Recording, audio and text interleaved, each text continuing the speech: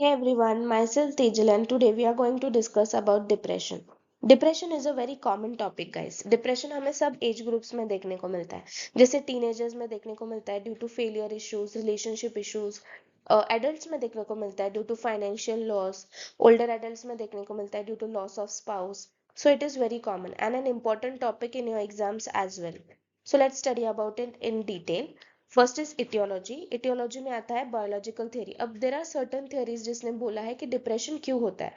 So biological theory में उन्होंने बताया कि there is neurochemical theory. Neurochemical theory में है कि there is decrease in nor epinephrine and serotonin. I am writing serotonin as 5-HT. Okay, and dysregulation of GABA and ACTH. GABA and ACTH मतलब acetyl choline.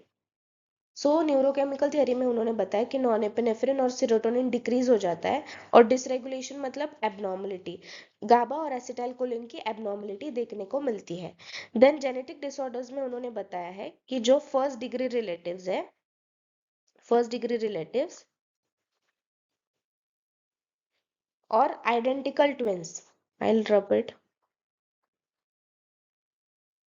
First degree relatives जो है और जो identical twins है. Identical twins मतलब जो same दिखते हैं, अगर उनमें रहा तो पेशेंट में दिखने के चांसेस है. फर्स्ट डिग्री रिलेटिव्स बोले तो कि फर्स्ट डिग्री रिलेटिव्स मतलब मम्मी डैडी भाई बहन. Okay, so that means first degree relatives. और आइडेंटिकल ट्विंस मतलब जो सेम दिखते हैं ना, उनको आइडेंटिकल ट्विंस बोलते हैं. तो अगर आइडेंटिकल ट्विंस में से एक को भी रहा depression, so there are 70% chances कि दूसरे ट्विन में भी देखने को मिले. Okay, then there is endocrine theory. Endocrine theory में उन्होंने बताया कि जो हाइपोथैलेमिक पिट्यूटरी एक्सिस है, हाइपोथैलेमिक पिट्यूटरी एक्सिस जो हमारे स्ट्रेस रिस्पॉन्स के लिए जाना जाता है, वो स्ट्रेस कंट्रोल करता है. सो अगर उसमें माल फंक्शन हुआ, हाइपोथैलेमिक पिट्यूटरी एक्सिस में अगर माल फंक्शन हुआ, अगर वो जो अच्छे से काम नहीं कर रहा है, so that time it can ultimately lead to depression.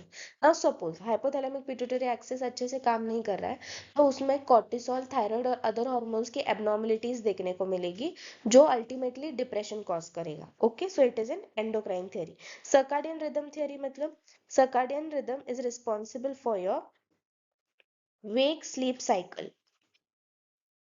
Wake sleep cycle मतलब सोना उठना. Then arousal. अराउजल मतलब अलर्ट, एक्टिवेट हो जाना. ओके, सो ये सर्काडियन रिदम वेक स्लीप साइकिल और अराउजल के लिए जाना जाता है. और अगर सर्काडियन रिदम माल फंक्शन हुआ, अब सर्काडियन रिदम माल फंक्शन क्यों होगा?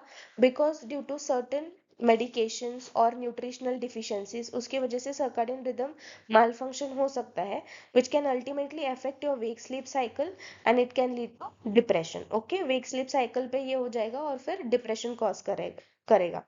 Then changes in brain anatomy में उन्होंने क्या बताया है कि there is loss of neurons.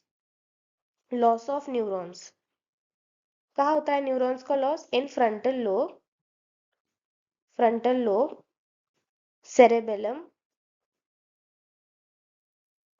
And basal ganglia. Okay, so there is loss of neurons in frontal lobe, cerebellum and basal ganglia. तो ये है in changes in brain anatomy. I hope you understood biological theories. First was neurochemical theory जिसमें बोला था decrease in nor epinephrine and serotonin and abnormalities of GABA and ACTH. Genetic disorders में उन्होंने बोला था कि इफ फर्स्ट डिग्री रिलेटिव मतलब mummy daddy भाई बहन में रहा तो पेशेंट में भी दिखेगा. और अगर पेशेंट को कोई आइडेंटिकल ट्विन है, अगर उसमें रहा तो 70% चांसेस है कि पेशेंट को भी होगा. एंडोक्राइन थ्योरी में उन्होंने बताया कि हाइपोथैलेमिक पिट्यूटरी एक्सिस जो हमारे स्ट्रेस रिस्पॉन्स के लिए जाना जाता है, अगर उसका माल फंक्शन हो गया, so it can ultimately lead to depression. Circadian rhythm theory में उन्होंने बताया कि सर्काडियन रिदम हमारे वेक स्लीप साइकिल और अराउजल के लिए जाना जाता है. अगर उसमें कुछ माल फंक्शन हुआ, माल फंक्शन क्यों होगा? ड्यू टू न्यूट्रिशनल डिफिशियंसीज और medications, so it can ultimately lead to depression. Then changes in brain anatomy में उन्होंने बताया कि there is loss of neurons. Neurons नहीं रहते हैं. कहाँ पे नहीं रहते हैं? फ्रंटल लोब, सेरेबेलम और बेसल गैंग्लिया में. Okay, now let's talk about psychosocial theory. Psychosocial theory में क्या है कि there is loss of loved object. For example, there is a girl named Riya. Okay, Riya lost her pet. उसने अपना pet खो दिया. So it can lead to depression. अब आप लोगों ने भी देखा होगा कि अगर पेट का डेथ हुआ किसी के, पेट हमारा फैमिली मेंबर की तरह ही रहता है, सो पेशेंट डिस्टर्ब हो जाता है because it is a part of the life. Okay, so loss of loved object and fixation in the sadistic stage of development. Oral sadistic stage, oral sadistic stage of development. ठीक है, loss of loved object and fixation in the oral sadistic stage of development. Loss of loved object, मैंने जैसे आपको बोला, अगर suppose रिया का पेट की death हो गई है, so she can go in depression on fixation in the oral sadistic stage of development. Now for example, जो ओरल स्टेज रहता है, हमने पीडियाट्रिक में आप लोगों ने पढ़ा होगा, ओरल स्टेज रहता है मतलब जब इन्फेंट बच्चा सब चीजें मुंह में डालता है। You give him his your finger, he और she will put it in the mouth. अगर आपने बच्चों को, छोटे बच्चों को अगर उंगली भी दी तो वो मुंह में डालेंगे, कुछ टॉय दिया तो वो मुंह में डालेंगे, that is oral stage. Okay, अगर वो स्टेज में अपने बच्चों को उतना अफेक्शन नहीं दिया, अटेंशन नहीं दिया, उतना प्यार नहीं दिया, या फिर उसकी वीनिंग एग्रेसिवली की। What do you mean by weaning? जब हम 6 मंथ्स के बाद सॉलिड फूड स्टार्ट करते हैं, जैसे राइस वाटर वगैरह स्टार्ट करते हैं, अदर देन ब्रेस्ट मिल्क, जैसे हमको पता है कि 6 मंथ तक हम ब्रेस्ट मिल्क ही देते हैं। ओके, और after 6 month you start with rice water. Okay, so उसको हम बोलते हैं वीनिंग, कि जब हम दूसरे फूड पे शिफ्ट करते हैं बेबी को। तो अगर आपने वीनिंग उसका बहुत एग्रेसिवली किया, मतलब उसने उतना अटेंशन नहीं दिया, उतना लव अफेक्शन नहीं दिया, so it can land up in depression. The child will land up in depression when he or she will grow up. मतलब जब बच्चा बड़ा हो जाएगा, अगर उसको बचपन में अच्छे से प्यार नहीं मिला है, तो वो जब वो बड़ा हो जाएगा, डिप्रेशन में जाने के चांसेस है। So it is in psychoanalytic theory. दो चीजें हैं साइकोएनालिटिक में, first is loss of loved object और दूसरा है fixation in the oral statistic stage of development. Then there is behaviour theory. Behaviour theory में उन्होंने क्या बताया है कि कांस्टेंट लॉस है। ओके, एक के पीछे continuous losses in the past, मतलब उसका जो पास्ट है वहां पे कंटिन्यूअस लॉसेस हुए, उसने उसने फेस किए।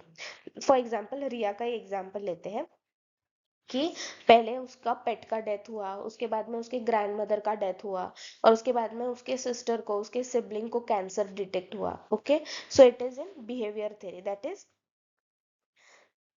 continuous loss in the past,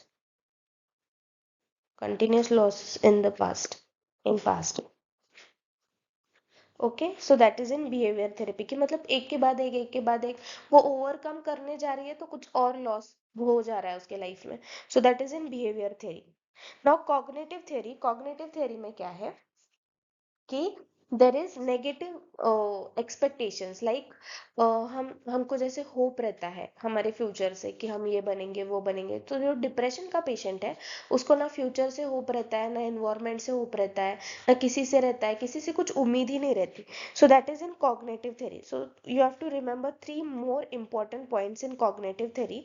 They are, I'll write it down here: negative expectations, negative expectations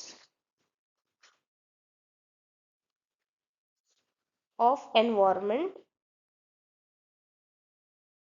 negative expectations of environment. Then second is negative expectations, I will not write, you have to continue here, negative expectations of self. And third is again negative expectations of future. Okay, so ये 3 aspects है cognitive theory में: negative expectations of environment, negative expectations of self, and negative expectations of future. Now negative expectations of environment में क्या आएगा? Helplessness. Okay, it will be called as helplessness, कि कुछ मतलब helpless feel हो रहा है उसको, वो किसी से हेल्प नहीं ले रहा है, किसी से लेना नहीं चाहता, किसी पे विश्वास नहीं रखना चाहता। ओके, और नेगेटिव एक्सपेक्टेशंस ऑफ सेल्फ मतलब कि वर्थलेसनेस, वर्थलेसनेस मतलब कि खुद से कुछ उम्मीद ही नहीं है कि मैं लाइफ में कुछ कर सकता हूँ, मैं लाइफ में कुछ कर सकती हूँ, ऐसी कुछ खुद से उसने उम्मीद ही नहीं रखी है पेशेंट ने।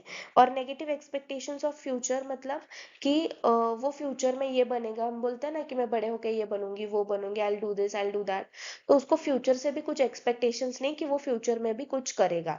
सो that is in cognitive theory. Three most important you have to remember is negative expectations of environment, negative expectations of self and negative expectations of future. Okay, कि मैं खुद भी कुछ कर रहा नहीं, मैं फ्यूचर में भी कुछ करने नहीं वाला, और ये एनवायरमेंट भी मुझे कुछ हेल्प नहीं करने वाला. I am helpless, hopeless and worthless. Okay, so it is in cognitive theory.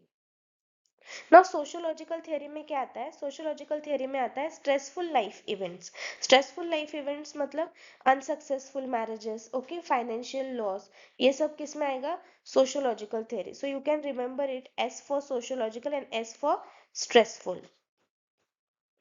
Stressful life events like unsuccessful marriages, कोई मैरिज सक्सेस नहीं हुआ है या फिर कुछ लॉस हुआ है पैसों में, तो that is in sociological theory. So I hope you got about etiology. Now let's talk about first was depress mood, second was depress cognition. Okay, depress mood हो गया, डिप्रेस कॉग्निशन. कॉग्निशन जैसे हमने बात किया, वर्थलेसनेस, हेल्पलेसनेस, होपलेसनेस, कि उसको कुछ उम्मीद नहीं रहेगी, ना खुद से रहेगी, ना एनवायरमेंट से रहेगी, ना उसके फ्यूचर से रहेगी. So that is in depressive cognition. Then third is suicidal thoughts. उसको सुसाइडल थॉट्स आएंगे. आपने बहुत मूवीज में भी देखा होगा कि जैसे डिप्रेशन की वजह से लोग सुसाइड कर लेते हैं, खुद की जान ले लेते हैं. ओके, सो डिप्रेशन के पेशेंट में सुसाइडल थॉट्स रहेंगे. देन साइकोमोटर एक्टिविटी, उसकी साइकोमोटर एक्टिविटी ना रिड्यूस हो जाएगी. ओके, इट विल डिक्रीज, मतलब कुछ मूवमेंट नहीं करेगा. Now suppose we are walking और अपने बाजू में डिप्रेसिव पेशेंट है, उसका वॉक भी इतना स्लो रहेगा ना, इतना हल्लू हल्लू चलेगा वो, ऐसा मतलब एक्टिव नहीं रहेगा वो, सब उसके मूवमेंट्स डिक्रीज हो जाएगा. इफ विल टेल हिम और हर कि पास दैट बॉटल, वो उतनी बॉटल देना, तो एकदम धीरे से देगा. ऐसा नहीं कि झट से उठ गया और बॉटल दे दी, ऐसा नहीं करेगा. एकदम एकदम स्लो मूवमेंट्स करेगा. Okay, so that is psychomotor activity is decrease. Then psychotic features. Psychotic features मतलब हेलुसिनेशन और डिल्यूजन. हेलुसिनेशन और डिल्यूजन जो हमने देखा था स्किज़ोफ्रेनिया में. Hallucination and delusion. Okay, so ये रहेगा साइकोटिक फीचर्स में. और somatic features of depression, AKA मतलब ऑल्सो नोन है मेलानोकोनिक फीचर्स ऑफ डिप्रेशन, मतलब कि जो सीवियर फॉर्म ऑफ डिप्रेशन है उसमें क्या फीचर्स देखने को मिलेगा. अब ये जो हमने डिप्रेस मूड ये वगैरह देखा, तो ये माइल्डर फॉर्म्स में भी देखने को मिलता है.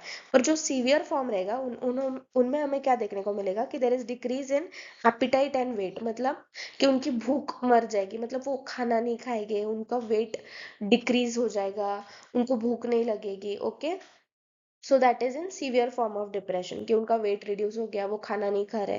Then there is early morning awakening. Early morning awakening मतलब for example Riya, I'll give you example of Riya only.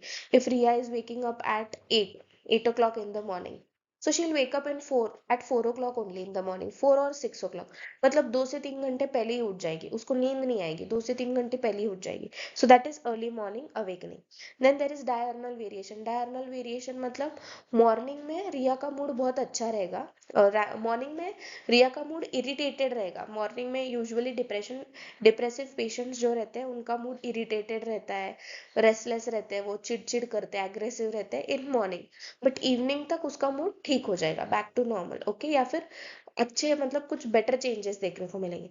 So diurnal variation मतलब मॉर्निंग में she is very irritated, okay, aggressive, चिड़चिड़ी है, इरिटेटेड है, पर शाम तक वो ठीक हो गई है, मतलब थोड़ी नॉर्मल हो गई है.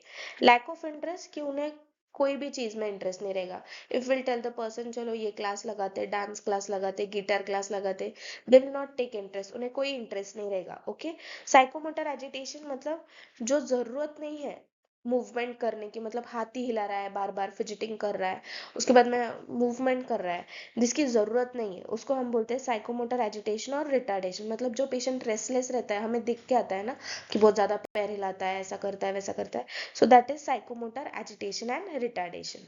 So this was about the clinical features. Now let's talk about diagnosis. Diagnosis में उन्होंने सर्टेन टेस्ट बताया, साइकोलॉजिकल टेस्ट। एक है बेक डिप्रेशन इन्वेंट्री, उसके बाद में है हैमिल्टन रेटिंग स्केल।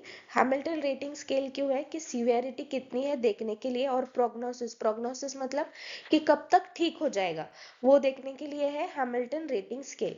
उसके बाद में है dexamethasone suppression test. Dexamethasone suppression test मतलब what is dexamethasone? It is a corticosteroid. और डेक्सामेथासोन सप्रेशन टेस्ट हम इसलिए करते हैं, देखते हैं कि जो कॉर्टिसोल लेवल जो बढ़ जाता है डिप्रेशन में वो कम हो रहा है कि नहीं। ओके, पर डिप्रेशन के पेशेंट में वो कम नहीं होता है, क्योंकि जो मेन है हाइपोथैलेमिक पिट्यूटरी एक्सिस, अगर वही माल फंक्शन कर रहा है तो कॉर्टिसोल लेवल चेंज होने नहीं वाला है। ओके, देन टॉक्सिकोलॉजी स्क्रीनिंग, वो क्यों करते हैं कि कोई ड्रग्स की वजह से हो रहा है क्या डिप्रेशन, मतलब पेशेंट कोई ड्रग ले रहा है क्या जिसकी वजह से पेशेंट को डिप्रेशन हो रहा है। ओके, देन ट्रीटमेंट मोडालिटीज, उसमें हम पेशेंट को एंटी डिप्रेसेंट्स देते हैं। एंटी डिप्रेसेंट जैसे selective serotonin reuptake inhibitors, tricyclic anti depressants, monoamine oxidase inhibitors और अदर एंटी डिप्रेसेंट जैसे कि ब्यूप्रोपियन। तो एंटी डिप्रेसेंट्स का काम क्या है कि वो ब्लॉक करते हैं reuptake of nor epinephrine and serotonin, और वो इंक्रीज करते हैं at receptor site. For example, okay, so ये क्या करते हैं, ये जो रीअपटेक है ये ब्लॉक करते हैं एंटी डिप्रेसेंट्स, और सीरोटोनिन और नॉन एपिनेफ्रिन यहाँ पे रिसेप्टर साइट्स पे उनका वैल्यू बढ़ा देते हैं। क्यों?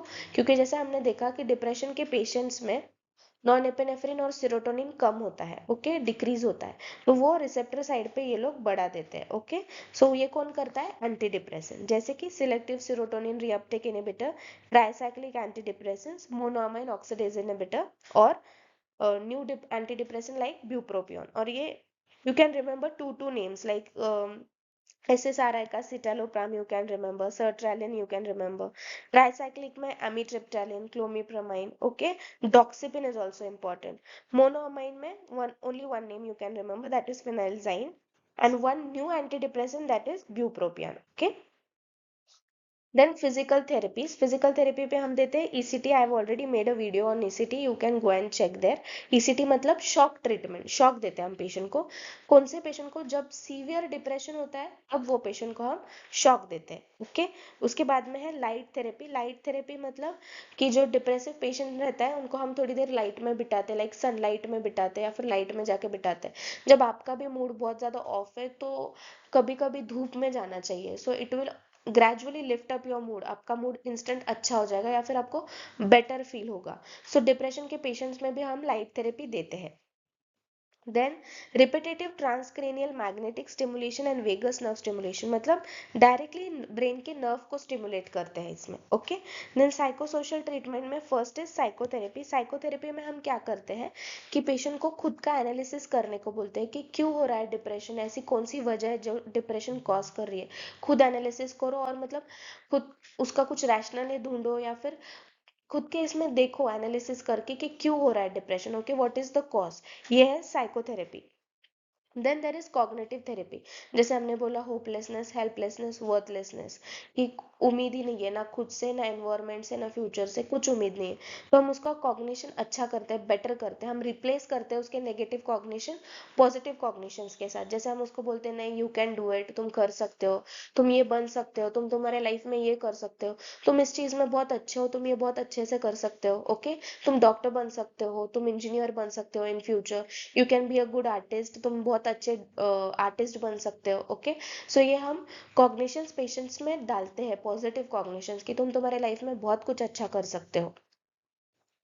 Then there is group therapy. Group therapy mild depression के केसेस में यूज होती है, जैसे सीवियर डिप्रेशन नहीं, माइल्ड डिप्रेशन हो पेशेंट को, तो हम ऐसा ग्रुप रहता है 10 to 15 पीपल, और वो ग्रुप में पेशेंट को बिठाते हैं जो सेम स्टेज से गुजर रहे हैं। ओके, सो क्या होता है, patient is able to relate, अगर दो दो इंसान बैठे हैं और अगर अपने जो साइड में इंसान है उसको भी सेम कंडीशन है, सो वी कैन रिलेट, हम रिलेट कर पाते हैं और हम हमारे एक्सप्रेशन, हमारी फीलिंग्स जो है हम एक्सप्रेस कर देते हैं। ओके, वो आदमी के साथ। So that happens in group therapy, patient expresses his और हर फीलिंग्स। सो इन सपोर्टिव साइकोथेरेपी हम क्या करते हैं सपोर्टिव साइकोथेरेपी में हम पेशेंट को रीएश्योरेंस देते हैं। एंड ऑक्यूपेशनल थेरेपी, जब हमारी पोस्टिंग हुई थी साइकेट्री की, सो हम जब पोस्टेड थे तो वहाँ पे जो पेशेंट्स थे, मतलब जो सीवियर केसेस नहीं है, सीवियर केसेस को अलग रखते हैं, जो माइल्ड केसेस है कि जो सोसाइटी में रह सकते हैं, तो उनको क्या करते थे, ऑक्यूपेशनल थेरेपी, उनको काम बांट दिया जाता था। किसी किसी को किचन में वेजिटेबल्स कट करने के लिए, या फिर किसी किसी को कैंटीन संभालने के लिए, किसी किसी को मतलब देखने के लिए कि मतलब क्लीनिंग हो रहा है क्या, सबको ऐसा, सब पेशेंट्स को रिस्पॉन्सिबिलिटीज दिया जाता था, ड्यूटीज दिया जाता था। क्यों? क्योंकि उनको उनमें भी कोई रिस्पॉन्सिबिलिटीज आए, उनमें भी थोड़ा सा वो नॉर्मल रहे, या फिर उनको मतलब जो ड्यूटीज है उनको समझ में आए, ओके, कि रिस्पॉन्सिबिलिटी क्या रहता है। इसलिए उनको ऑक्यूपेशनल थेरेपी, मतलब उनको काम बांट दिए जाते थे कि जैसे तुम्हारा ये काम है, तुम वेजिटेबल्स कट करो, तुम्हारा ये काम है, तुम देखो क्लीनिंग हो रहा है कि नहीं, तुम ये संभालो, तुम वो संभालो, ओके, तुम ये पेशेंट्स पे ध्यान रखो। किसी को लीडरशिप भी दिया जाता था, जो इतना इतना भी अफेक्टेड नहीं था, जो नॉर्मल था, इतना भी माइल्डली डिप्रेस था, उनको कुछ रिस्पॉन्सिबिलिटीज दिया जाता था कि देखो सब लोग खाना खा रहे हैं क्या, सबको मिला है कि नहीं। So that is in supportive psychotherapy. Supportive psychotherapy में क्या आता है, one is occupational therapy, then we give reassurance to patient कि नहीं, हो जाएगा ठीक, सब कुछ ठीक हो जाएगा, okay. So that is in supportive psychotherapy. What is in family therapy? Family को ऐसा बिठाते हैं और फैमिली के बारे में, मतलब वो फैमिली के साथ डिस्कस करता है जो भी इंटरपर्सनल प्रॉब्लम्स है कि जो वो दूसरों को नहीं बता सकता, तो वो फैमिली को बताता है। तो that is in family therapy. So what is in behaviour therapy? Behaviour therapy में आता है कि एक्टिविटी स्केड्यूलिंग मतलब कि उसको एक्टिविटी हम देते हैं कि क्या करना है, दिन में क्या क्या करना है। डिसीजन मेकिंग, प्रॉब्लम सॉल्विंग, कि डिसीजन कैसे लेना है, प्रॉब्लम, अगर तुम किसी प्रॉब्लम में फंसे हो तो वो प्रॉब्लम तुम्हें कैसे सॉल्व करनी है। So that is in behaviour therapy, okay. Three most important, first is activity scheduling, then problem solving and decision making. ये किस में आता है? बिहेवियर थेरेपी में, okay. So these are the nursing diagnosis. For example, if you are writing a paper, कभी कभी long answer questions में nursing diagnosis आता है.